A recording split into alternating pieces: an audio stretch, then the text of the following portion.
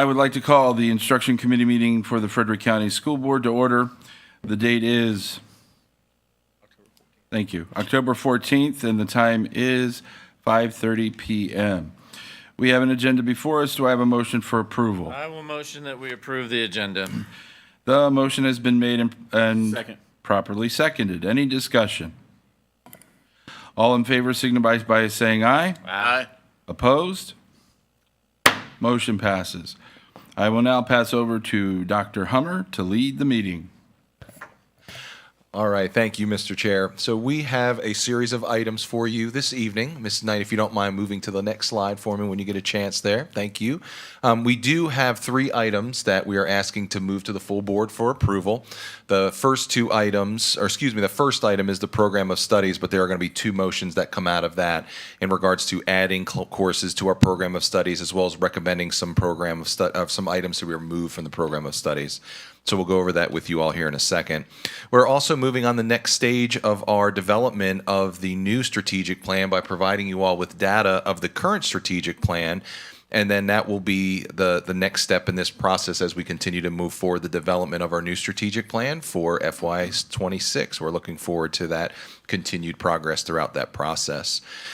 We are also going to provide you an update of where we are with not only our current year of school accreditation, but as well as providing you with some preliminary information we received from the state in regards to the new school accreditation process that I've been sharing with you all with information as we receive it from the state. So we wanted to have that conversation with you this evening to see if there was any additional questions. There still is some developments that are coming out of that, but we just want to provide you with some preliminary information that does go into effect at the start of next school year as well.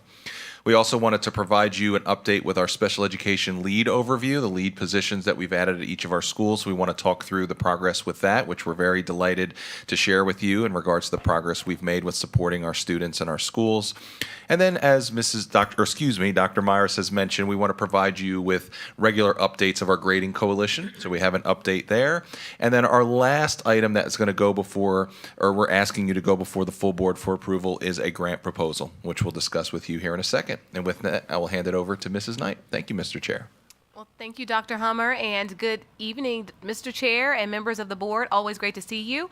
We're excited to have the opportunity today to talk to you about our instructional department updates. And to begin, I would love to welcome Dr. Myers and her team up, who are going to provide an overview of our updates to the program of studies. We will be recommending, the addition of 3 courses and the removal of 2 for a net of 3 for our program of studies for the upcoming year. So with that, Dr. Myers and team, please go ahead. Good evening, Dr. Myers. How are you? I'm well, thanks. How are you? I can't complain. It's good to see you. Good to see the members of the board and Dr. Hummer. Thank you for allowing us to share with you this evening the program of studies. And so each year we come before the board to discuss the courses that we would like to have added to our program of studies, and then any courses that are not currently being taught or for several years have not been taught, and so we would like to remove a few classes is our recommendation for this evening. The first course that we would like to see added is 3D art. So we have students every year at the high school level who would like to be in art all 4 years of high school, but they don't necessarily want to go to AP art. It's more theory-based, and so they really want more of a hands-on experience. The AP art does have the hands-on, but it is also the theory-based. So they want the 3D sculpture kind of experience, and any student can take this course. It actually was started with an informal conversation that I had at an art showcase with a teacher. And she said, I would love to create a course that any child could take regardless of their skill set in high school. And so we met with the teachers and they shared their insights on it. And then we met with all of the principals, and everybody loved the idea of creating yet another pathway for a child. And so our recommendation is to add this course. It will be based on whether or not students actually sign up for it, as to whether, and that's the case anytime we offer a course, is based on enrollment as to whether or not the course is offered. We can accommodate that without a budget impact for next year, so we're not asking for additional funding to be able to offer the course. And Mr. Bell, I did check as far as the materials used in that class. So there is a variety. It can be polymer clay, modeling paste, wire, paper mache, cardboard, and then the list goes on. So really it can be any medium that they're using. And this supply list wouldn't incur any budget impact, is what you're saying? Not at all. Okay. Not at all. Thank you. Our art teachers are very resourceful. As are all teachers. Yes, they are. Yes, we are. So I'm going to now turn it over to, let's see which one comes next. Virginia Studies Government, and I'm going to turn it over to Mr. Cavalier, who will go through these proposed Well, changes. before we move on, does anyone have any questions about the 3D art program? I do.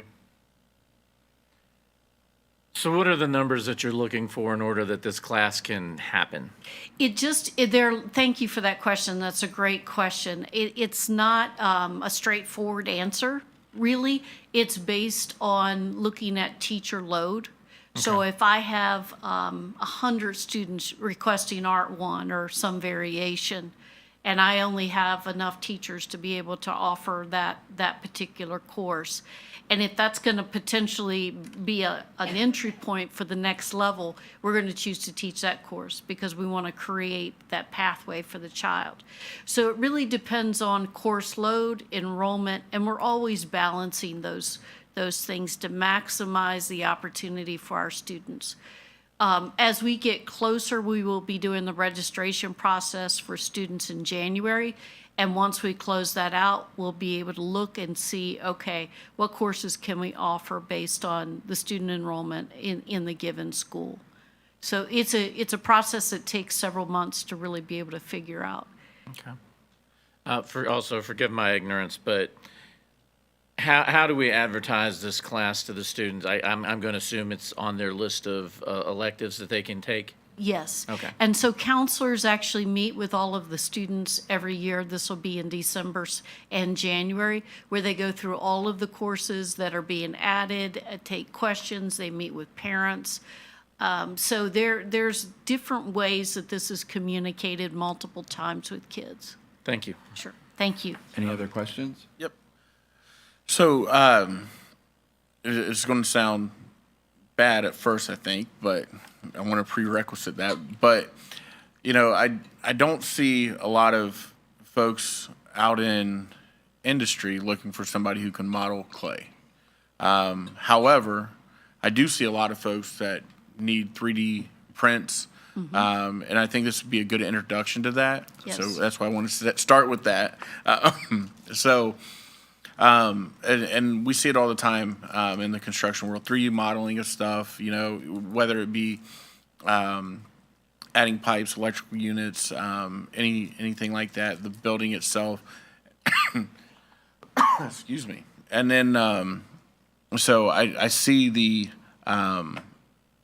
value in it. However, I do have a question. Would it be only limited to those art medias that you discussed, or will there be any 3D modeling on the computers? Oh, no, those are just some examples. No, it'll be multifaceted. I mean, I can also see, the connection with CTE courses Of course. blending with this. And it gives that student, and you think about a student who loves geometry, the combination of that and construction and 3D art, there are all kinds of possibilities with a course like that to have it be interdisciplinary.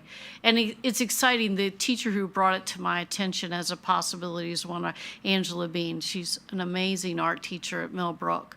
And she's always looking for ways for students to make connections beyond, what they might typically do in a normal day. So and I'm going out on a limb here just a little bit. I see welding. You see about 3D art and welding would be an amazing combination because that's what you're doing Yeah, when exactly. you weld. Exactly. All right, cool. I just wanted to go ahead and put my 2 cents in on that. So I appreciate it. Thank you. Yeah, thank you. Thank you, Dr. Myers. Thank you. Okay, Mr. Cavalier. Hi. So this course is an honors 12th grade government course. And the idea of this actually came from students at Sharando High School. Because currently, and the next slide is the same thing for 11th grade U.S. history. But it came from 12th grade students at Sharando last year who talked to their teacher and they didn't want to do the rigor of the AP dual enrollment, which is a pretty rigorous course, and they felt like they weren't as challenged as they would like to have been in the regular government course. So they asked if they could have an honor, something that would be in between those two courses for them to take as an option to take. We currently have that in 10th grade, but we don't have the honor section in 11th and 12th. So when I brought this to all the schools, the department chairs and the principals liked the idea, but they suggested if we're going to do it for 12th grade, we might as well do it for 11th grade with U.S. history too. And once again, it would be, if we have it in the program of studies, it would give each school a chance to recruit and see how many kids would want to take it, and then see if you would have a section or two, or if not, if there wasn't an interest, then you wouldn't have a section this year. If there were 20 kids that wanted to take it, then you could add the course. And it's basically the same course as the general. You just increase kind of the rigor, more in-depth, independent work, probably more writing, but not quite the level what the AP dual enrollment course would be. Thank you. Yes. Do we have any questions? I do. Yep. What time periods would this cover? Would it be U.S. goes the whole way. Well, I'm from talking everything. You talking about the courses itself? Well, Virginia U.S. history. Yeah, Virginia. Are we talking about from Jamestown till today? Yes. Yeah, the whole kit and wax. caboodle. Yeah, in middle school we split them in two. In high school they do the whole thing in 1 year, and then government obviously just in 1 year covers everything there. Good deal. Yep. One thing that I noticed when I was looking at the SOL scores, and it troubled me quite a bit, if I'm off base, please correct me, but I thought I saw that the Virginia Studies portion of the SOL scores were lacking. Is this going to help improve those scores? The Virginia Studies. Wasn't that part of the SOL? Or this is I'm talking all of them. I noticed that Virginia Studies wasn't quite. They don't take, they don't have an SOL. I saw that on that list of SOL scores that you gave me. Yeah, that's in 4th grade. Fourth grade. Yeah. And these courses are 11th and 12th, and once the student gets the verified credit, which means they pass the SOL, they're finished in high school. So in these honor classes, 99% or 100 would have the verified credit before they would even get there. So they wouldn't be testing at all. The only other social studies SOL is the civics in 8th grade. isn't Civics in it? 8th grade, yeah. And then a kid that would be in these honor classes would probably pass the 9th grade. Like I said, vast majority would pass the 9th, or all of them would pass the 9th grade SOL before they would even get to these Sure. courses, if they were honors kids. Okay. That helps. That helpful. Any other questions? Thank you, sir. Okay, I have one more. The world geography, that was a course we wanted to add as an option for 9th grade. Currently, we have World History 1, which is prehistory up to the Renaissance. And world geography would be an option. A few divisions do this, some near us, Loudoun County does this, where they give students an option in 9th grade to take world geography or world history 1. It fulfills the same SOL and graduation requirements as world history 1. They basically, the state says they have to pass any two worlds. So we have world geography, world 1 and world 2. So it fits all that stuff. And the way other divisions do it, what we're kind of envisioning is the vocabulary and content isn't quite as challenging as world history 1. So students with language barriers or academic barriers, we would help, encourage them to take this course. And just the content, Mr. Bell, I know we looked at the standards a little bit, and the standards, what you have to think about with World 1, it's ancient India and ancient China, ancient Egypt, some very difficult language and names and places and all that kind of stuff. This is obviously what the place is like now, and we talked about, it kind of gives the same 4 or 5 general descriptions. You just go to different parts of the world and talk about those, the religion, the land, the climate, and all those kind of things in different places around the world. And just to be clear, this would have an NSOL associated with it, isn't that correct? Yes, it would be the same, and it also, it's same as, just like World 1, and it also has the writing component. So if we decide to do the writing component, and divisions that do it have better success with their kids in the writing component Sure. as they do in the World 1 also, as well as that. So either way we go, the students we will want to take this class tend to do better on getting the score in ninth grade. And we really focus, even though they have a couple cracks at it, ninth grade is usually the best year to get them to pass and get the verified credit. So any way we can increase those numbers is definitely helpful to the whole system, because it gets tougher as you go along, obviously. Do we have any questions about this course? Thank you. Okay, thank you. Good evening, everyone. I'm here with Mr. Thompson to talk about a course that would be added to Dow J. Howard. So this course, it's Cybersecurity Network Systems. So currently, students have the opportunity when they're in ninth grade to take cybersecurity fundamentals at either James Wood, Sharanda, or Millbrook. And then students are able to go on to Dow J. Howard with Mr. Leck and take Cybersecurity Technology 1 and 2. He has grown that program, and the students there adore his class. They adore the content that he brings to them. So we were hoping to provide that opportunity for an additional pathway. So they could start in ninth grade in the area of cybersecurity and take a course each and every year all the way till they graduate, so that they are able and ready to go into that pathway and be prepared. And I know Mr. Thompson wanted to say a little bit something about just the great things that Mr. Leck's doing there and what we piloted again this year. So the story behind this is we had a student last year come up to us and say, hey, I really want to take another year for Mr. Leck. And so we worked together with Mr. Leck, Ms. Echeverria, and Dr. Myers to identify what that course would look like. And he teaches this in a class where he's also already teaching level 2, and so there's no impact in terms of budgetary concerns with staffing and whatnot. So happy to answer any questions you may have. Anyone have any questions? Got a comment. I'm glad to see that we're moving forward with this. I know that some of my questions have kind of been answered with this slide as far as accreditation, or not accreditation, but certifications for it. I know that, industry leaders out there all throughout Northern Virginia are looking for folks like this, and it'd be a good stepping stone and a profitable career for those students that are interested in it. So thank you for all your guys' hard work. Absolutely. Thank you very much. Okay. With that said, if there are no additional questions about our program of studies, the superintendent is going to recommend to the committee to forward to the full board the request to add the following courses: 3D Art, Honors Virginia and U.S. Government, Honors Virginia U.S. History, World Geography, and Cyber Security Network Systems for the program of studies for the 25-26 school year. Mr. Chair, I'd like to make a motion that the committee recommend move forward to the full board the request to add the courses of 3D Art, Honors Virginia and United States Government, Honors Virginia U.S. History, World Geography, and Cybersecurity Network Systems to the program of studies for the 2025-2026 school year.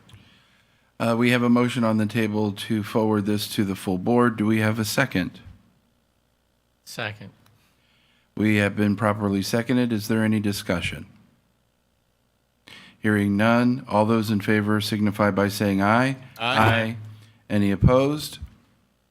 Motion passes. This will move forward to the full board. Thank you very much. Thank you, team. And now we have some recommendations for removals. I'm back. Thank you. So with anything within CTE, it is ever changing, and there's careers out there that we don't even know exist today. And so one of the things since taking this position was to really talk to our teachers and students and figure out what classes are no longer being taught so that we can take them out. What classes do we need to start adding? So that's where we're at in the conversation. So this first course, it's travel, tourism, and destination marketing. It is not offered at any of our high schools, has not been offered for a couple years now because we have travel and tourism marketing. So it's just a matter of taking away that confusion if someone's looking at the program of studies as a parent, so that they're not maybe wanting that course and it's not available. Any discussion? Any questions? Yeah, I mean, this one looks like something that a travel agent might use, and we don't really have travel agents that much anymore. I mean, people book their flights themselves, and we have Google at our fingertips. So glad to see this one go. Yeah, I appreciate it. Thank you. Next. All right, the next one is database design and management. This is another one we have found that students don't really have a love for databases or Why Microsoft not? Access anymore.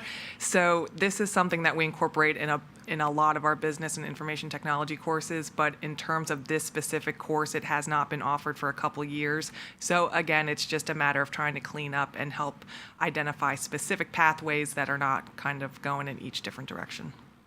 Any questions about this course? So this was one of them that I kind of hate to see it go. Well, the thing within our other courses, so if you have like computer information systems, if you have security fundamentals, this is all in there. Okay. It's just not as a standalone course. When a lot of times students see this as a standalone course, this is not piquing their interest. This content is still in a lot of our computer courses that we offer, even at the middle school level. I know when I was a middle school business teacher, I taught Microsoft Access, Microsoft Excel, database, things like that. It's just the whole class, kids were not signing up for it. It wasn't something that they were, really wanting to do. So you're saying it's more applicable as the way it's presented now than it was in the standalone? Correct. Okay. Yeah, so we're still able to put in all these programs within other areas Absolutely. of study. You even think about like econ and finance when you're talking about like keeping track of your finances and incomes and expenses and things like that. You're going to need to use some sort of system. So we do try and make sure that we incorporate it, throughout a student's experiences in any computer course. Okay. All right. Good rationale. Any other questions? Thank you. All right, so hearing none, the superintendent recommends the committee forward to the full board the request to remove the following courses: travel, tourism, and destination, as well as database design and management from the program of studies for the 2025-26 school year. Mr. Chair, Yes, sir. I recommend to move to the full board the request to remove the courses of travel, tourism, and destination, as well as database design and management from the program of studies for the 2025-2026 school year. We have a motion to recommend to the full board the following. Do I have a second? Second. It's been properly seconded. Any discussion? Hearing none, all those in favor signify by saying aye. Aye. Any opposed? Motion passes. It will move to the full board. Thank you. Just one additional point. In November, we're going to bring 2 courses, middle school gifted courses to your attention, and those will be action items that we are investigating the possibility of making one of them a credit-bearing course, but there's work to be done to make sure that that's a viable option and that it's something we want to recommend to you. So we will be back in November just for that one area. Thank you. I actually do have a question about the cybersecurity program that I didn't ask at our meeting, and I apologize for that. But in regards to the program and the curriculum, thank you. Is there going to be anything involved with background checks and the necessity therein for that type of work? And the reason I ask is because obviously our students are on social media, and it would be certainly a good lesson for them to learn that if they do want to get into these fields, that what they put in their social media accounts will follow them until the day they die and beyond. I know in middle school, because I met the other day with Deputy Smallwood, who's over at Ayler, and he was working with our business teacher, Mr. Swain, to talk about that very topic. Okay. So we've started that, and it's part of the curriculum in computer information systems in Good. middle school. Okay. To talk about safety, computer safety, keeping yourself online, like things even as simple as like creating passwords, creating usernames, like using photo editing software so that your picture is not constantly out there. So that actually starts, I'd say, in at least 7th grade, but continues to build momentum as students continue to take CTE courses, especially within business and information technology. Okay. My password's 1234, so I That's not a just good never one. forget it. No, that would be something that's not good. Oh, It's noted and out there now. thank you. Yeah. Thank you. Thank you, Dr. Myers and team. Great job. And now it is time for us to talk about Inspire 2025. So we're really excited about the opportunity as a division to launch our strategic planning process for post Inspire 2025, but we thought to honor the work that had been done over the last 5 years and as a request of the board to provide at least the data that exists for 2025, Inspire 2025. So Crystal is going to be here to talk through it. There are some aspects of this, this strategic plan that our team is growing in familiarity with. So we have some folks who were here a part of that initial process who may need to chime in and to support her as it relates to this. But we're excited as we're preparing to close out Inspire 2025. We think it's appropriate to at least highlight some of the takeaways and deliverables associated with this strategic plan as we prepare to launch and commence our first together. So excited. Thank you. Quick question for you. Would you prefer the questions to be asked during the presentation or at the end? So the presentation is broken apart by each goal. Okay. So at the end of each goal review, there'll be time for questions. Perfect. Does Thank that you. work? Great. All right. So it's my pleasure to provide you with a summary or overview of the progress that we've made in relation to the goals and objectives of our strategic plan, Inspire 2025. So as you recall, the plan was comprised of 4 goals: targeting student success, culture, strategic partnerships, and high-quality staff. And each of those goals included a number of additional objectives. We had hoped to provide data related to each of the objectives, so we'll begin with Goal 1, student success. The objectives here were to create a learning framework that articulates the portrait of graduate competencies, establish a system to assess those competencies, and implement instruction that integrates the learning framework and results in meaningful, purposeful learning experiences for students. While there's no data for objectives 2 and 3, a learning framework prescribed in objective 1 was developed. The learning framework that you see here was developed through a collaborative effort of division teachers and administrators, and it addresses the foundations of teaching and learning in Frederick County Public Schools. The framework, which you have a full-size copy of on board docs, empowers teachers and students to design learning rather than plan, facilitate learning rather than dictate, and to reflect on learning rather than solely assess. It establishes the expectations that teachers, in collaborations with students when appropriate, design learning that is aligned to the standards of learning and the portrait of graduate competencies, scaffold to support students' strengths, needs, and interests, and includes opportunities for students' voice and choice. The framework also provides expectations for facilitating learning that cultivates relationships, engages students to make connections and challenge their thinking, and encourages and supports risk-taking and resilience.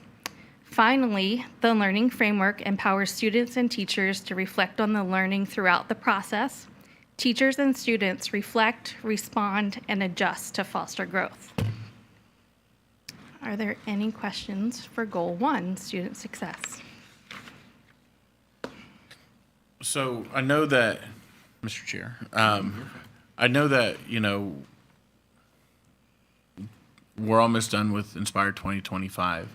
From my time on the board, I look back and there was something you said about not dictating to students and not, I think it's something along the lines of, and I'm going to use my words on this, not going to the assessment, right? Mm-hmm. Well, I think that's one of the areas where we kind of fall short, There's obviously measuring sticks out there that we need to get our students and our young people out there and be prepared for the world. And I think there needs to be those assessments, and I think those assessments should have weight. I know we talk about SOL scores and whatnot, and I know there's a lot of different opinions about the SOLs. I don't think they're perfect, but I do think it's a measuring stick that we need to be, teaching to. And that's how we set our goals, and that's how we know if we're out there doing the right things by teaching these children. My hope is that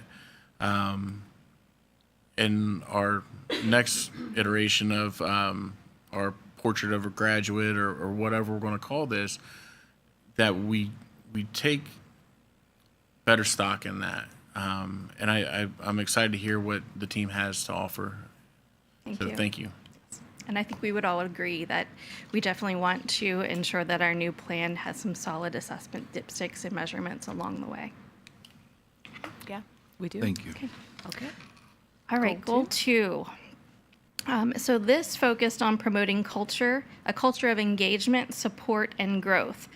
The objectives for goal two were to create opportunities for collaboration among interdisciplinary staff positions as well as job-alike positions, to nurture a culture of continuous professional learning that supports both staff and student growth, to promote trust and belonging, including promotion of diverse perspectives, allowing individual voice and choice in learning experiences for staff and students, and to collect and analyze data to monitor the goals of Inspire 2025 to make adjustments as needed.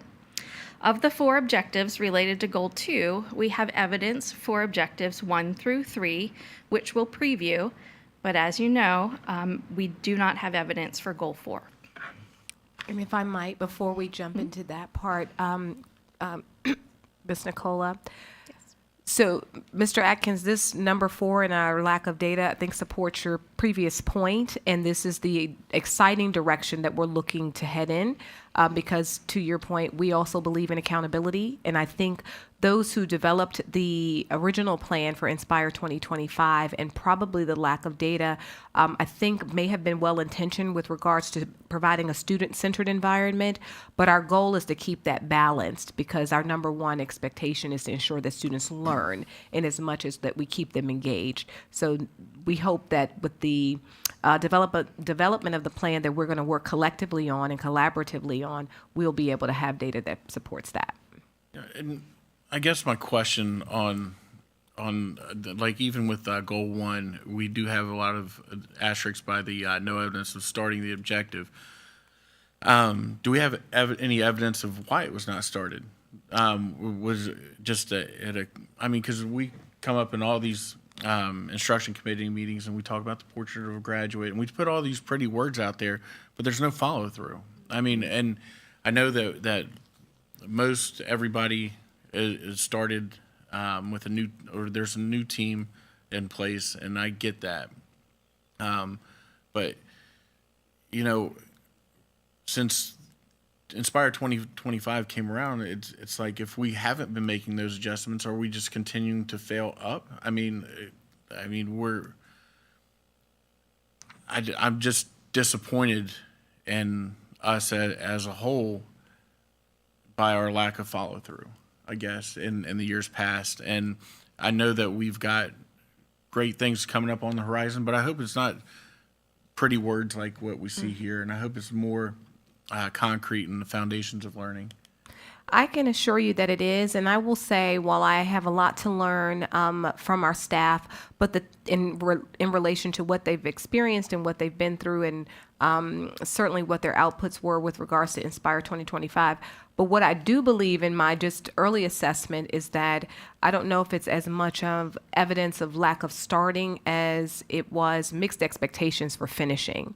So I think there were a number of committees that started these conversations and maybe built some frameworks, but where they landed, I think things started to shift as new leadership perhaps started to shift. Mm-hmm. I can't say that for certain, but I do believe after just informal conversations with others that many people within the district were very committed and excited about this particular initiative, and they made some strides, but because of different focuses that kept changing, their direction also kept changing. So that very well may speak to it. And the only other thing I will add without overstepping, because again, I'm not sure, but what I will say is because this particular strategic plan was not metric driven, it was more about engaging student experience. Many of those things are harder to measure. Mm-hmm. So it did not come with concrete metrics, which from the beginning, once you identify your goals, which you'll get to see through the collaborative process we'll work through, those metrics are established before we launch the plan. So instead here, they were built into be established after the plan launch. We'll create metrics and we'll look for a way to measure it. But when you set goals, you have to have those key performance indicators in mind from the onset. So maybe just a few of those kinds of things. I couldn't agree with you more, Miss Knight. It sounds like, there was a lot of great intentions when this came out. I'm sure a lot of people put their heads together, but it looks like there was no follow through, and it looks like because there was no metrics to follow, that there was a poor plan. I mean, even with all these goals spelled out, I mean, you can take each and every one of these goals and you can go back and check, see how we're doing on that. And it's just astounding to me that a lot of this was not started or there was no evidence. And I appreciate the transparency that's being brought up. And my hope is that we learn from these stumbling blocks that we've had in the past so we can move forward a little bit stronger. Absolutely, and I do want to just say to our staff who did as they were asked, what I don't want our team to walk away with is that their work is in vain. And so if there is any way that there are items from this existing plan that are worth protecting, that we are committed to doing that, because typically with a plan that's 5 years, those are often multi-year endeavors to bring forth some of this work, including frameworks and some of the other things we see. And what I don't want us to do is have to overinvest in time starting over from scratch, because as I share with our team, if you have a student who was a fourth grader when said objective started to be worked on and the committee didn't finish the work until 2 years later, that same student is now a sixth grader. And then when we begin to embark on our plan and we say, well, we're going to scrap all of this, that same student, by the time we're done, is now an eighth grader. So we don't get to buy back those years with children, and we have to protect that time. And we want our staff to feel like if we've asked for their voice, however it shaked out, it was important that we protect it. So we just need to look for that balance when we begin our work together so that we're not redoing things that we really could I hold on to. don't by any means think this falls on the individual teachers or even some of the administrators. I think this is, they were rowing the boat in the direction that they were pointed. But we definitely have a new superintendent, 2 new assistant soups. That's who we're going to hold accountable is the leadership at the top. Yep. And I'm not saying throw the baby out with the bathwater, because there were actually some good things that came out of this. But I hope that we learn from past mistakes and we can go forward, all together. Absolutely. We're excited about that. And just to be clear, this was initiated in 2020, is that correct? Yes, sir. Do we know what month? I don't know what month. Does anyone know? I would assume the start of that school year. That's typically how a strategic plan operates. I don't know. So it was in August, I suppose. Okay. Thank you. So that is during the COVID period. Yep. So that could be partially responsible I'm as sure. well. So not to throw everything under that one umbrella, but we certainly can't discount it as well. Yeah. But for the folks that are listening out there, do we have any other comments or questions? Thank you. All right, so Objective 1, under the Goal 2 of Culture, it aimed to create opportunities for staff to collaborate, and we're pleased to report that master schedules now allow for common planning and opportunities to collaborate with both job alike and interdisciplinary peers at the elementary and secondary levels. Objective 2 aimed to nourish a culture of continuous professional learning that supports both students and staff. So a dedicated team of teachers and administrators work together to create a professional learning system that is now integrated into our evaluation processes and is utilized annually for all staff. As a part of these activities, teachers and administrators develop a personalized professional learning goal each year. The team utilizes student data to identify an area of growth to target for their own professional learning goals. Often this area is also addressed in the school or division's continuous improvement plan. Together, the teacher and administrator write one timely, actionable goal for student growth and one professional growth goal that's directly related to the area in which the student growth has been identified.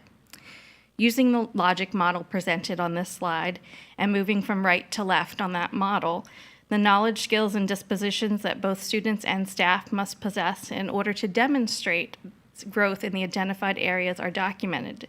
This includes the professional behaviors or changes to instruction that are needed to meet the goals.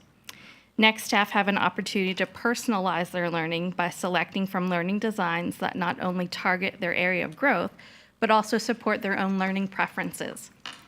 And finally, using the logic model in the box on the far left, the resources and materials needed to complete the professional learning and implement the new instructional practices are identified. These plans are developed by all teachers and administrators, and the implementation begins in the fall of each year. Reflective conversations that include progress monitoring are held during the winter months before final reflective data analysis meetings are held in the spring. In the spring, data related to staff professional learning, change in behaviors and instructional practices, and student growth related to the identified professional learning are reviewed. Objective number 3 under culture aimed to promote trust and belonging and include the promotion of diverse perspectives and allowed for individual voice and choice in learning experiences for students and staff. Evidence of progress toward this objective is documented on this and the following 2 slides. Here, although a bit fuzzy, you can see the percentages of students that responded with agree or strongly agree to those questions related to trust and belonging during our spring 2024 climate surveys. In response to the statement, "I feel like I'm part of this school," 81% of elementary school participants, 75% of middle school participants, and 66% of high school participants responded with strongly agree or agree. Overall, student responses related to trust and belonging in FCPS were favorable. On the next slide, you can see the percentage of instructional staff that responded with agree or strongly agree to those same questions. In response to the same statement, "I feel like I belong," 85% of elementary school participants, 84% of middle school participants, and 91% of high school participants responded with agree or strongly agree. Again, overall instructional staff responses related to trust and belonging in Frederick County were very, very favorable. And finally, the last slide gives the percentages of non-instructional staff that responded with agree or strongly agree to those same survey questions. Again, non-instructional staff responses were very favorable. Okay, any questions for goal 2? I just want to say that I think it's important that the students have been included in this, but I'm very happy that the teachers and other staff have also been included because I believe that they can help us figure out better ways to attract teachers and keep them. So this is something that I would love for us to do maybe on a biannual basis, to every 2 years, if I use the word correctly, or every year, something to that effect. Are you talking about seeking feedback from staff and students and parents? Yes. Yeah, we're already doing that regularly. We do that in the beginning of the year and the end of the year. And Every so year. you do the. Correct, yes, sir. Excellent. Because I totally agree with you. We need feedback from from also our parents as well, as we continue to work on making Frederick County the best place to be. So we need that feedback. And it's being used by our hiring agency, or the hiring department that's here as well, for figuring out how to keep our teachers and. Correct. We look at all that data, so we triangulate that, and we look at that as a cabinet to make sure that we are making the changes and adjustments where needed, or continue in the areas that we agree that are working. Thank you. Yes, sir. All right, ready for goal 3? Absolutely. Okay, goal 3 focused on strategic partnerships. The objectives here were to establish a plan to develop, sustain, and grow strategic and purposeful partnerships, to engage all students in academic and social emotional learning experiences supported by those community partnerships, and to strengthen family communication, relationships, and engagement. Of the 3 objectives related to goal 3, we have evidence for objectives 2 through 3, which we'll preview. While we don't have evidence of a specific plan for objective 1, we do have evidence of many strategic partnerships that we have. So on this slide, this is just a small sample of the more than 100 purposeful community partnerships FCPS has established. These partnerships allow for meaningful, authentic experiences where our students have real-world learning opportunities. They offer support for students' social and emotional needs, or they help to provide food, clothing, and shelter so that our students can focus on learning. At the middle and high school level, strategic partnerships with community businesses allow for a variety of engaging learning experiences, including cooperative education, internships, job shadowing, clinical experiences, and service learning.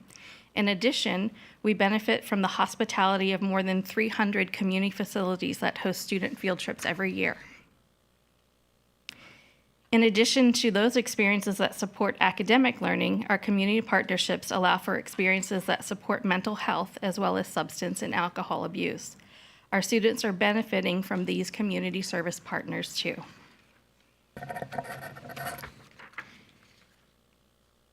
Again, using data from our spring 2024 school climate survey to speak to objective 3 of this goal, this focuses on family partnerships. Parent responses to survey questions related to family relationships, family engagement in the academic programs of their children, and two-way communication was favorable. Based on the percent of agree and strongly agree responses, parents feel they are active participants in their child's academic planning, and they feel informed about their child's academic progress. Are there any questions related to Goal 3? Question? Yeah, I do have a question. So at the beginning of Goal 3, the one that we didn't have evidence for, I don't understand why we don't have evidence for that, because obviously we're sustaining these partnerships. I think, with some of the stuff that we've been through in building and grounds partnerships with people like Trex and, talking with Frederick County Sheriff's Office and growing that program over at Dow J, even with the hospital, I don't understand how we're not developing, sustaining, or growing those partnerships. So we don't have a written documented plan, Okay. but it's continuously happening. something, it's happening. Okay. It's just not documented, the But we don't procedures have it and in writing. processes for those And plans. that's going to right. change because we're going to have it in writing. Absolutely. You're correct. Dr. Hummer has already directed us to begin documenting these processes so that we can turn them over and rinse and repeat. So yes, sir, we absolutely are. Yeah, 100%. I was kind of confused about that one, but I appreciate that, and I appreciate all of our partners that are out there helping us, and the efforts that's being made by our staff to feed those partnerships and keep them growing. So, thank you for all those involved. Okay. Cool. Any additional questions around Goal 3? No. All right. Finally, Goal 4 of Inspire 2025 aimed to position FCPS as a preferred school community for individuals who are high-achieving, compassionate, committed to continuous improvement, and who inspired and inspire others. The goals here were to create an FCPS talent contributor profile, to enhance recruiting efforts by sharing the new FCPS brand and logo, to develop a comprehensive rewards and recognition plan that included a total reward study, and a creation of an HR strategic plan that aligned with FCPS division goals in terms of policies, practices, and goals. We have evidence to support progress of all 4 of these objectives. Objectives 1 and 2 were met. The portrait of an FCPS talent contributor was developed and aligns perfectly with the competencies expected of an FCPS graduate. FCPS evaluations and interviews now incorporate the portrait of a graduate competencies, and job postings intentionally describe the competencies and soft skills required for success in FCPS. The FCPS HR team now utilizes the FCPS logo and portrait of a graduate images in marketing materials, and data from employee exit and stay interviews now drive recruitment and retention efforts. In recent years, HR has administered a benefits and incentives survey. Data from the survey informs decisions related to benefits, employee rewards, and awards. For example, to support and increase retention of high-quality staff, our HR staff now facilitates on-site visits from the Employee Assistance Program representatives, and an introduction to this benefit program is now part of an employee onboarding process. In addition, an updated employee awards program, which you have a clearer copy of on board docs, provides further evidence of progress toward objective 3. Recognizing the high quality of employees across the division supports both employee engagement, recruitment, and retention. And finally, as evidence of objective 4, the last objective, FCPS's Human Resources Department created a departmental strategic plan that documents specific strategies related to recruitment, benefits, work-life wellness, and continuous improvement. And each strategy of their plan builds on the foundations of relationships, commitment, and competence. So are there any questions? Can you go back a slide, please?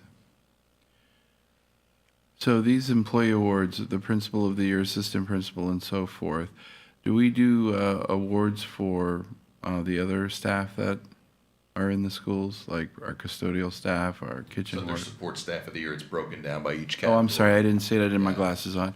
Then my next question is, what about internal awards for those of you that work just as hard, if not harder, here in the board office?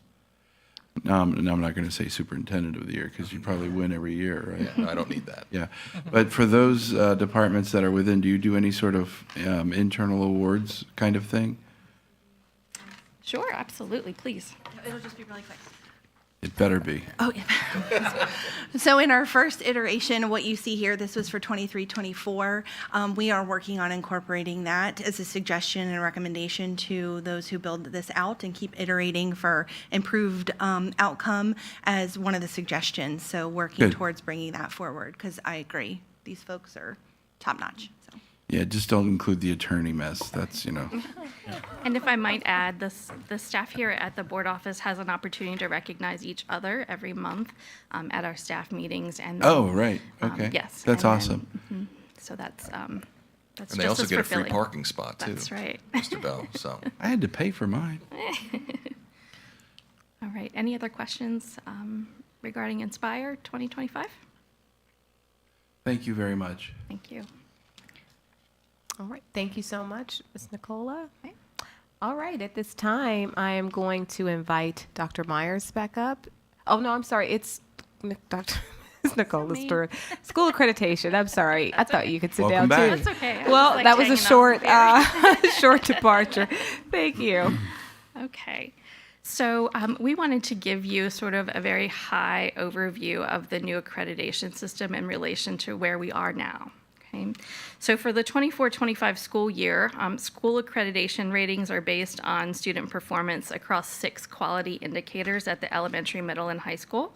I'm sure you know that those include achievement for all students in reading, math, science, and then achievement for subgroups in reading and math and chronic absenteeism. And then in the high schools, we have the additional quality indicators of graduation and completion rate, dropout rate, and the college career and civic readiness. So we are proud to say that for the 24-25 school year, 19 FCPS schools are accredited, and 2 schools are accredited with conditions.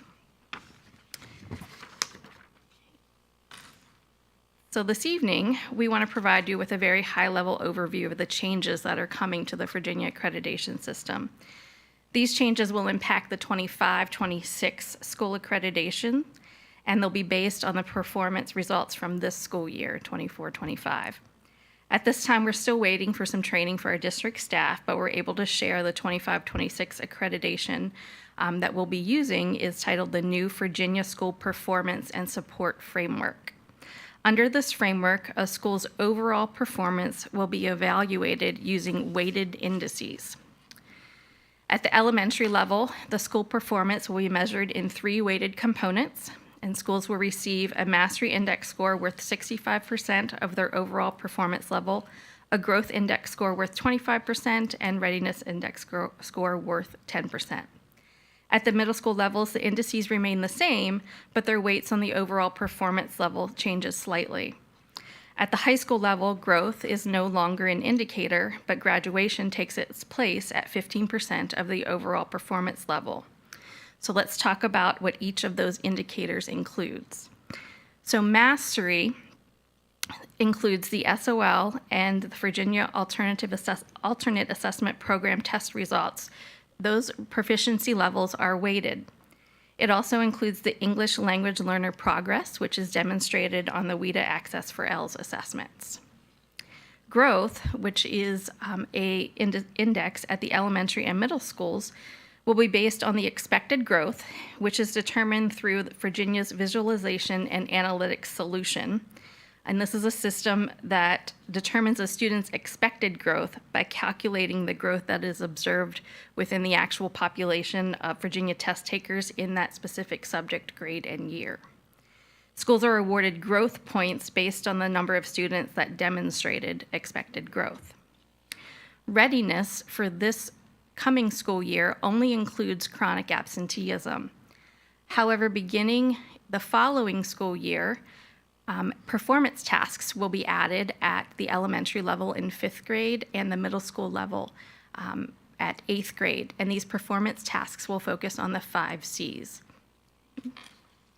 Also at the middle school level, part of their indice is advanced coursework, so it includes students that might be enrolled in advanced math courses, algebra, geometry at the middle school. Chronic absenteeism remains a part of the readiness. And also for the high schools, we add the 6-year extended graduation rate to include students that earn an applied studies diploma. Readiness also changes slightly at the high school, where the 5 C's become the 3 E's. So we're now focusing on enrollment in advanced coursework, employment, and enlistment. Okay. And then the 15% graduation at the high school, that's going to use the FGI, or the Federal Graduation Index, which is the 4-year adjusted cohort index. So points from each of those components are then totaled and then multiplied by the assigned weights to determine the 3 index values. Then those index values are totaled to determine the overall performance category of distinguished, on track, off track, or needs intensive support. And schools then will receive support from VDOE based on their final performance categories. So that's very, very broad right now. Yeah. Any questions? Questions? Got a couple. So what percentage do the schools need to hit to get accreditation? So it's not a percentage anymore per se, Okay. and everything is weighted. So if you look at the mastery in the SOL and Virginia Alternate Assessment Program, if a student passes at the proficient level, schools are awarded 1 point basically. If a student passes at the advanced proficient level, it's 1.25 points. And it goes the other way as well. If a student fails below basic, there's a set number of points. So after all of those points are then calculated, totaled, then they're multiplied by 22.5% for reading, 22.5% for science, for math, and 10% for science. From that, then you'll get a mastery index. So there's not really like a pass rate that you're shooting for anymore, because it's going to depend on the number of students that you have in each of those areas and the number of points that they earn towards proficiency. However, my understanding is that the Virginia Quality School Profiles that you see on the VDOE website will include not only the index scores for each of those areas, but it will also report the unadjusted pass rates. So just no adjustments, percent pass fail. But Mr. Chair, Mr. Atkins, if I may ask, are you talking about for next year, what it's going to look like? Or are you asking for right now? Like, let's take, for instance, high school right here, since we're on this slide. If we have students in mastery and readiness, but nobody graduates, does that take us down to 85%? Yeah, hopefully Yes. that will never happen. Right. But yeah, I get your Yes. point. But yeah, so essentially what's going to happen is schools in each school division are going to have one of 4 scores. It's going to be distinguished, on track, off track, or need of intensive support. And each of those categories are going to have a range of different points. And in regards to how those points are calculated, that's one of the things that they are currently working through. This has been voted on by the Virginia School Board, the Virginia School Board at VDOE. So this isn't going to change, but how they're calculating the points is, and that's what we're currently working towards, because our DDOT teams are going to need that training in regards to how we're calculating those scores.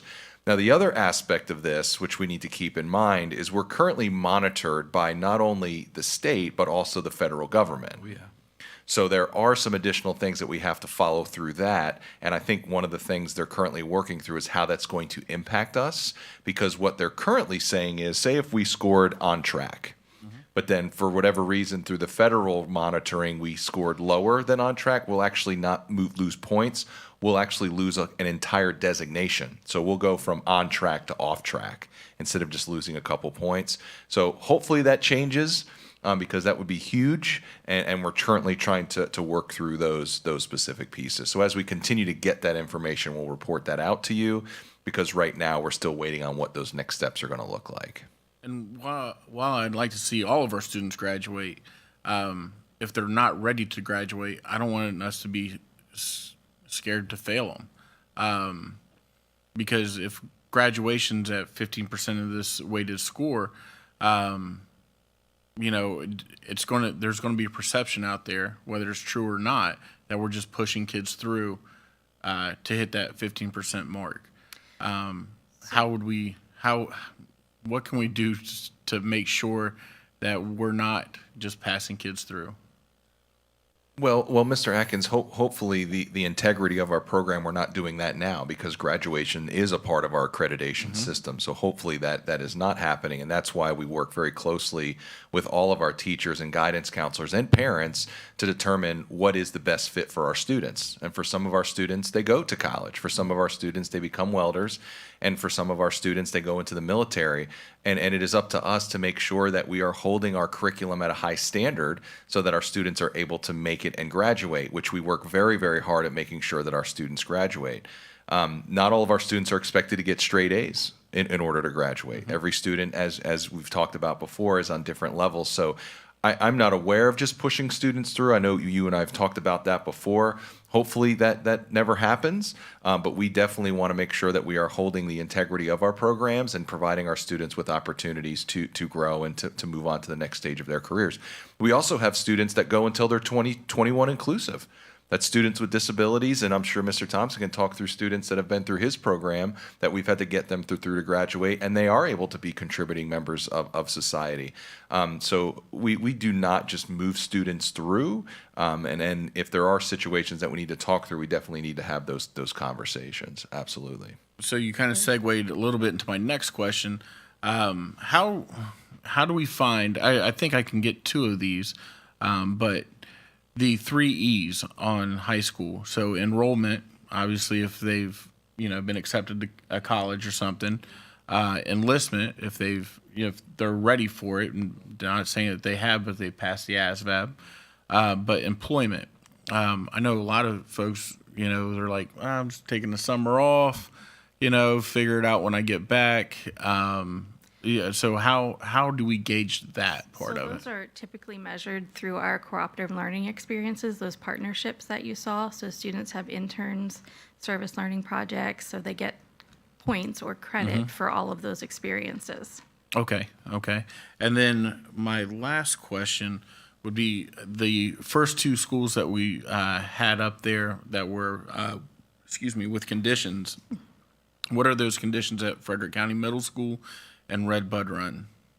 So in both cases, the students, particularly in those achievement gap groups, did not meet the expectation that 65% or 75% for level 1 or 65% for level 2. And I know that we've got different avenues to help out those students on level 1 or level 2. How's that looking? Are we getting on track? Or does it look like we will be fully accredited? So for each of these programs, or excuse me, each of these schools, we have to take them through specific supports that they need to require. So there's going to be regular meetings that we're going to have with them. I'm sure some of those meetings hopefully have already been happening, as I'm sure they have. And we're going to work with them specifically on each of the areas, as Mrs. Nicola has just mentioned. We can continue to provide you updates as they move towards that. And that is something that I will work with you guys as well in regards to our progress. And I can add that specifically on there if you would like in regards to how they are performing and progressing. I'd appreciate that. You Yes, know, sir. if we have an area where we're having trouble, I'd like to keep my finger on the pulse with that. And see if what we're doing is not working. We can always adjust. Semper Gumby, always flexible. And then if we have to allocate additional staff or time to those schools, you know, to get those kids where they need to be, I'd like to see that happen. Yes, sir. Absolutely. And if I can add, Mr. Atkins, to your inquiry, one of the things that our department is doing as a result of the recent restructuring, which is really, we hope, going to be a value add in terms of the service models that we're using to support our schools currently, we are working as quickly as we can on what we're considering, and the name may change, but a continuum of support. And what that allows us to do is really to focus and prioritize our schools that have the highest level of need. So there are going to be some baseline things that we ensure all of our schools have, but schools who fall into categories like these, for example, would have differentiated staffing. And I know that that school already has a set of differentiated staff. They have staff members that other schools do not have. But with our existing services, we're helping to be able to provide a more concentrated level of that service to some of our schools like that. And we're working through those aspects, and we're happy to report them when we have it ready. We're just waiting on leadership to be finalized for the restructure. And as soon as that's done, we have some clear plans about the direction we want to move in. Yeah, I'd be curious just to see how long these, if we don't have the answer right now, that's fine. But I would be curious to see how long these schools have been without accreditation, without conditions. And I know that year to year things change, and some schools, you know, might have the accreditation with conditions, and some schools come back out of it. But I'd like to see how long these schools have been like that. And we can get you that data, but I can tell you, I think with relative confidence, it has certainly been at least over the last 3 years for sure, looking at the longitudinal data. And I suspect in conversation with both principals, it's been longer than that. But our accreditation system and the terms of that have changed over the years. So they were held to different standards in different years.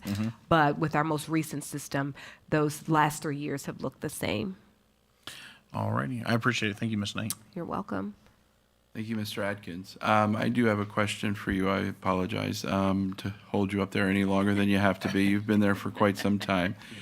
So I just want to bring to everyone's attention, and I think you all already know this, but maybe our audience doesn't, but the requirements for language proficiency is changing, isn't it? It was once 13 semesters, I think, or 11 semesters. 11 going down to 3. It's 11 going down to 3, so that's going to change a great deal what our scores are and how proficient our students are.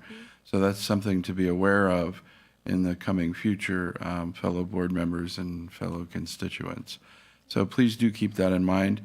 This is coming from the governor as well. Governor Glenn Youngkin, or is it from VDOE? This is from BDOE. VDOE, okay, I apologize, from VDOE. So when does that begin? Next school year. So the next school year, so we'll start seeing that for the next school year. So it's based on the results of the springs. Gotcha. So that's going to be something our ELL students are going to have to essentially muster up for. You got it. We absolutely do. And so we're looking into ways to determine what our service model will be for our EL population in our schools to get ready for this, which in this case is the lack of adjustments that we get to make to the data. Right. Thank you so much. Thank you. Thank you so much. Well done. Okay. Now it is time for Shamika McDonald to come on up. Yeah. To talk to us about our SPED leads. We're excited about the installation of this team of folks to help us out, and she's going to tell us all about it. Thank you. Good afternoon. So our leads are, we currently have 8 out of 10 lead positions filled, with only 7 of them working. We do have the 8th one that'll be able to start in January. Our leads provide direct oversight and management of compliance of special education programs. Our special ed leads will manage the SSRT team, eligibility and IEP processes. They will be working collaboratively with special education staff and general education staff to provide support for all students to support their growth. And we do provide professional development for our leads monthly. That is held on the third Thursday every month, and we have different topics to support all of the key elements that they will utilize in the special education department. For the schools that do not have a special education lead, our supervisors are still supporting those schools until that position is filled. Are there any questions? Ms. McDonald, I just want to say thank you to you and your team. I had a IEP meeting last week, and the team was exceptional. I really appreciate all their hard work in preparing for the meeting. It helps me and, actually get on board with what the school's doing and make sure that our students getting the resources that they need. And so hats off to you guys. I really appreciate the professionalism that your team has. Thank you. Thank you. I appreciate it. Thank you.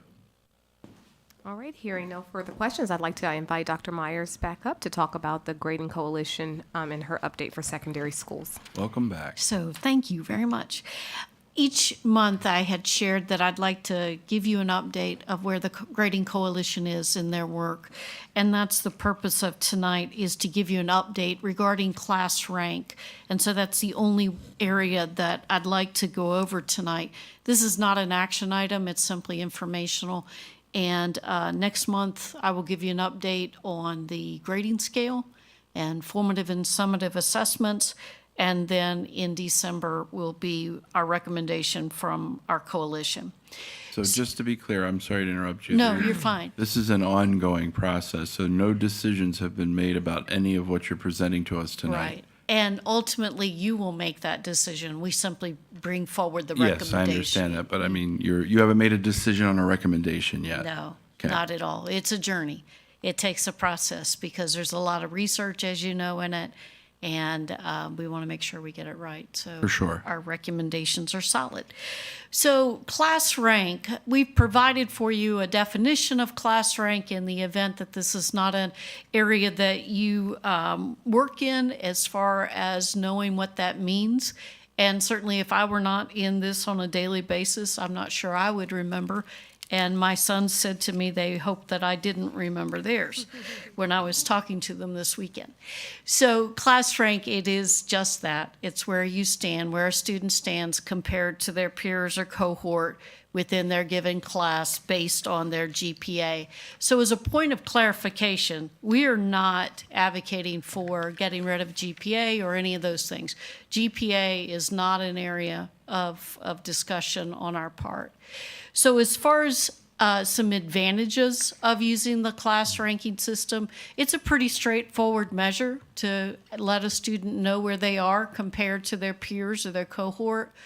It in times can facilitate admissions decisions by universities, but colleges and universities, but I will show you in a later slide how that has changed over time. It can also let a student know where they are compared to others, in the sense of if, based on their goals, they want to improve upon their class rank.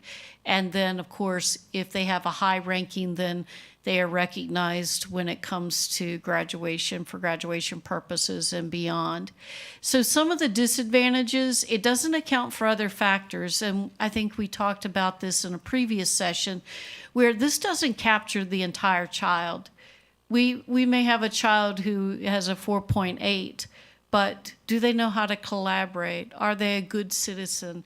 Do they have those other aspects that should be clearly reflected? And class rank just simply can't take account for that. And so those are the social skills, might be work ethic, might be overlooked. It can lead to unhealthy competition amongst students who are vying for that top spot, which can also cause them to not take courses, and I'm jumping down to the bottom one. It can cause them not to take classes at times that are not weighted because they want to bump their GPA, which then increases their class rank. So we have a lot, as you know, of fantastic classes at the high school level and middle school that are excellent, that don't necessarily carry that weight. And so we want to be careful with that. This is a survey of 185 colleges and universities across the nation in 2022. From the source is the National Association for College Admissions. So you can see how this has changed over time. The most important areas are their grades in college prep courses. So GPA matters. Their grades matter. Their strength of schedule. Colleges want to see that they're taking a full course load their senior year, or they're doing some sort of say they have a half-day schedule. They want to see that they're doing something to advance their learning outside of school.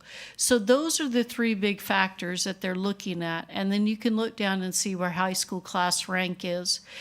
Basically, 72% approximately put limited or no importance on class rank. And again, I'll explain to you in just a few minutes as to why that shift has occurred. So this is national counseling. This is just an expansion of the chart you just saw. Why? Because they feel like it penalizes many excellent students. If you have a class of 400 students, very competitive high school, you could have a student who is ranked number 50, but they have over a 3.5. And so that can unintentionally be a disadvantage for a child. And we do not feel like, at this point, we don't feel like that should be considered. And if I could go back one previous slide, I apologize. Different high schools have different set of standards in the sense of rigor. And so it's hard to compare certain school divisions to others. And that's why many universities have gone away from it, because they know not every school division is on the same footing. Thank you.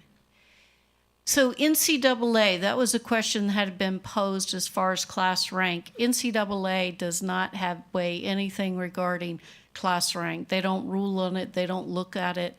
Those are the areas that they look at for eligibility, and they are low GPAs. Division I, 2.3, Division II, 2.2. And so, and you'll notice as of January 23, SATs are no longer required either. So from NCAA standing, they do not look at class rank. We researched colleges and universities in our area, including some out of state that are the most popular ones that our students may attend. And you'll see from there the list of colleges who do not use class rank as a determining factor in student admission. And then you'll see the 4 at the bottom. And what we learned, we actually reached out to registrars at these colleges if we couldn't find it on their website. And we reached out to them and they said, if you want to include it, you can, we'll look at it. But if your school division doesn't use it, then it's a non-factor.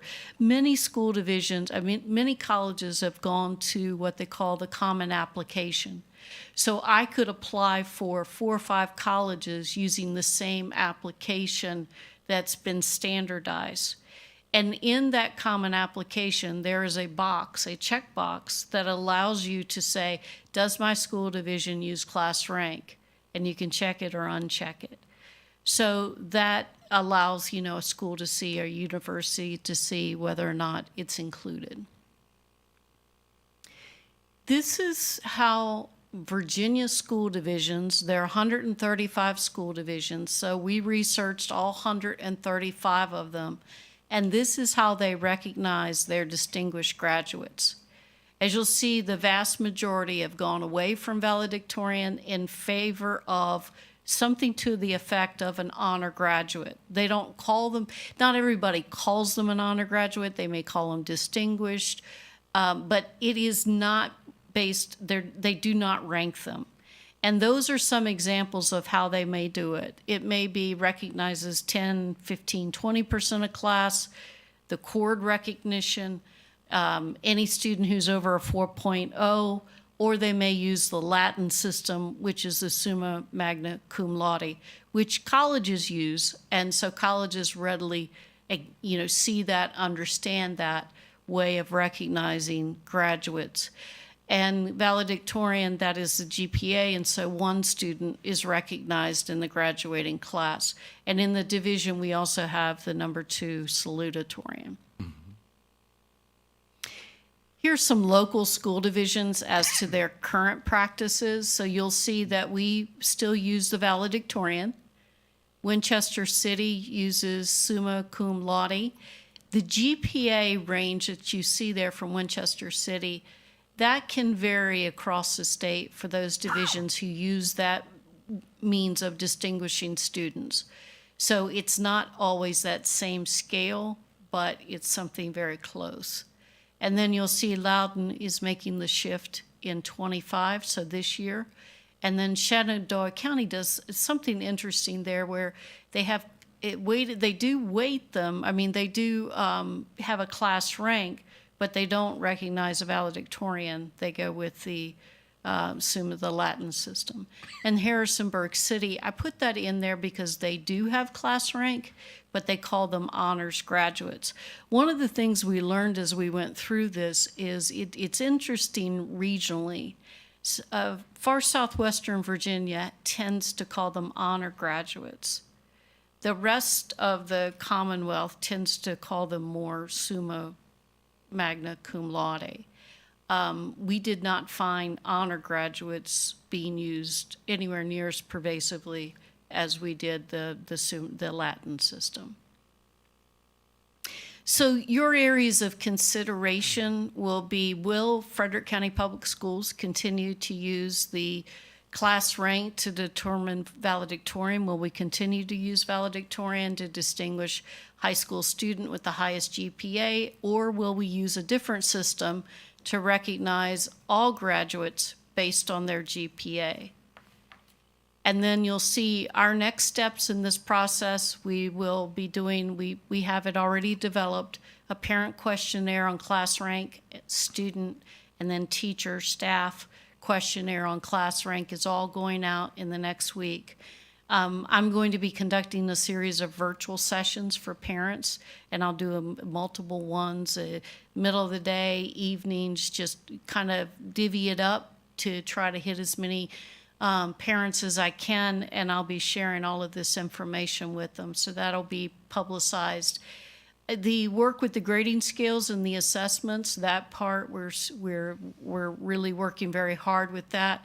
And I meet with parents every other week to debrief, and they have all of this information, and they provide feedback. And then from there, it goes back and forth between the two coalitions. So what questions do you have for me? Go ahead, sir. So I have, just for the valedictorian and salutatorian, I would be okay with the honors grad system if we still would be able to keep the valedictorian, salutatorian positions. I understand, that we want to recognize a lot of our students for all the hard work they put in, but there's 1 to 2 students that went really hard in the yard and made it to valedictorian or salutatorian. Mm-hmm. And I think that hard work should be recognized. I'd like to keep those 2 and, while still recognizing the other students on the Latin system. I think we could probably do both. Could that be an option? There are school divisions who do more of a hybrid approach, and you see that with Shenandoah County. Mm-hmm. They have a hybrid approach to it. So certainly that does exist. Could that be part of the questions that we ask when Yes. you go out and put that out there? Yes. And I would like to give just a personal example. My son is currently a senior at Shenandoah, and he has a 4.4 or 5 grade point average, which we're extremely proud of. Sure. And yet he's ranked 22nd in his class. which you're over a 4-point something and you're ranked at 22nd, that's still impressive, but not nearly as impressive as if you were in the top 10. Now, what I think drives this, and I'm not saying that it's unfair, but I think that it's not something that most people realize or understand, is that you've got weighted grades, that a weighted grading system where the AP grades are weighted to a certain degree, and then governor's school is weighted even higher. Am I correct in that? They're the same. They're the same. They So are. governor's school and AP 0.05. 0.05? Okay. So you have maybe a student who worked their butts off and were in classes that were honors classes but not AP classes that get a 4.0 or 4 point whatever, and are not recognized, and they're down in the 70s, 80s, 90s of class rank. So I applaud the change that we hopefully will make into this new system. And I'm not opposed to a hybrid system, but I also think that, you know, it would be a great step forward to allow many of our students to be recognized for their hard work and efforts. So thank you. Thank you. Any other questions? Okay, Thank you very much. thank you. Last but not least, we have a grant proposal. Thank you so much, Dr. Crawford. Approved. No, I'm kidding. Come on up. Thank you. I can't do that. Good evening. Thank you for your consideration of our Advancing Computer Science Education Grant proposal of $74,500 for building students' data and computing application skill sets for careers. So this proposal was written by our secondary instructional team in the areas of CTE, mathematics, and instructional technology. Our goal is to build student and teacher knowledge and interest in data science and computer science applications beyond the classroom. So we have designed 5 immersive experiences for students outside of the classroom to support their standards of learning inside the classroom. As you know, in mathematics, data science and data literacy has been infused in the math standards of learning from kindergarten through Algebra 2, in addition to a data science high school course. And we're teaching this year full implementation of those new math standards, and we're tested on them this year. And then in addition, the computer science standards of learning were approved in June of '24, and there's a strand, data and analytics, in the computer science standards as well. So how are we going to do this? 5 immersive learning experiences. I'll do the first 2, and Ms. Post will do the last 3, and then we're going to buy some tech equipment if possible. So the first 2, the first one is for kids to find out in middle school and high school what careers exist in the Shenandoah Valley and in our area. In Frederick County around data and computing. So they'll have some work-based learning experiences through a module that we're building. So they will visit either virtually or in person local businesses and actually analyze data in CodeApp and Python as early as middle school, where some of these decisions are made by students a lot earlier than high school. And so that's exciting. The second one is for us to have students conduct mentored research with their high school teachers, but also mentored by university faculty around data science and computing applications. We've actually been doing these projects for 3 years. This will be our 4th year, but we need the funding to give free college credits to our students who earn those through that program at all 3 of our base high schools. Ms. Post. So one of the aspects for our 5 immersive experiences is working with our middle school and our IT fundamentals course that we have. And again, as Dr. Crawford said, that's just getting that exposure to those kids early on. So we're coming up with ideas and STEM projects that they can do to really, again, get into that hands-on experience and learning.